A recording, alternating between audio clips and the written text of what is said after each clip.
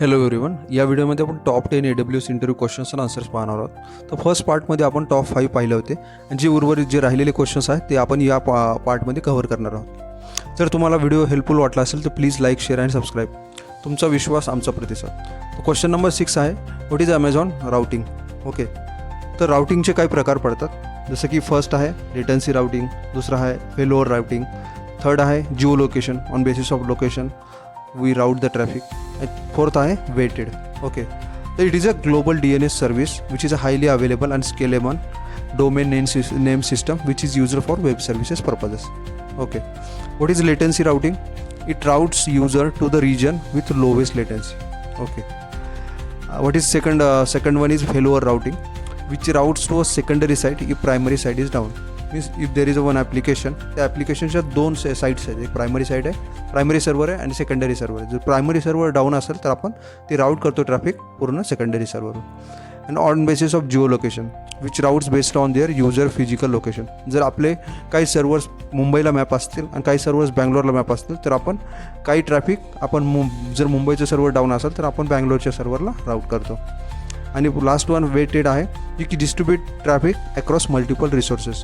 म्हणजे आपले काही इम्पॉर्टंट रिसोर्सेस मुंबईच्या लोकेशनला असतील, काही इम्पॉर्टंट रिसोर्सेस बँगलोर लोकेशनला असतील, तर आपण on basis of resources will distribute the traffic. Okay, this is question number 6. Next question.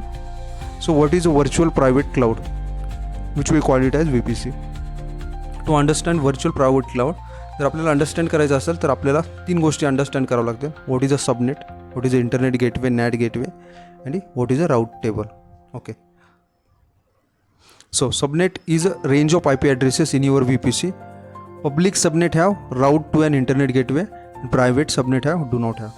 Means if there is a 2-tier application, the one tier is application layer and another is UI layer. तर आपण UI layer जो असतो, web layer असतो, त्याला आपण public subnet म्हणतो आणि ज्याचं की बाय युजिंग इंटरनेट गेटवे त्याला पब्लिकली ॲक्सेस असतं. आणि जे ॲप्लिकेशन लेअर असतं ज्याच्यामध्ये बॅकएंडची इन्फॉर्मेशन असते तर ते आपण ते पूर्ण लेअर आहे ते आपण प्रायव्हेट सबनेटमध्ये ठेवतो, ज्याला की इंटरनेट लाईक पब्लिकली ॲक्सेस नसते. ओके, सेकंड वन आहे internet gateway, NAT gateway. Internet gateway allows public communication and NAT gateway allows private instances to access the web. म्हणजे जे आपला प्रायव्हेट पब्लिक सबनेट जे आहेत त्यांना जे इंटरनेट ॲक्सेस मिळतं ते इंटरनेट गेटवे थ्रू मिळतं, कारण की ते पब्लिक सबनेटमध्ये असतात, राऊट केलेले असतात.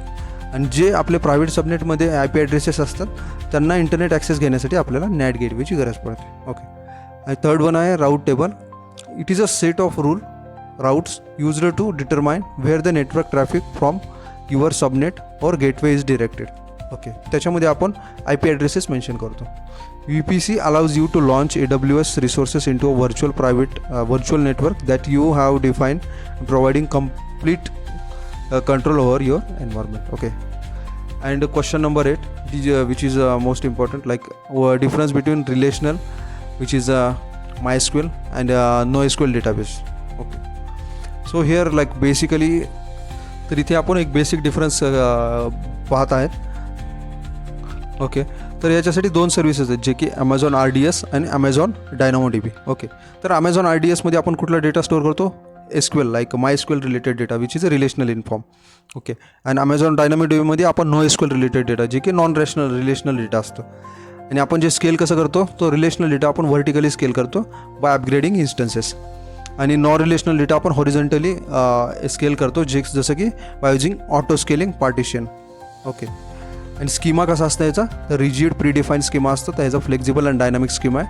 आणि it optimize for complex joints, जसं की आपल्याला इनर आउटर जॉईंट्स आहेत तसं कॉम्प्लेक्स जॉईंट्सवाला it is a performance will be optimized. And it is consistent in a single digit as a MS लॅटन्सी.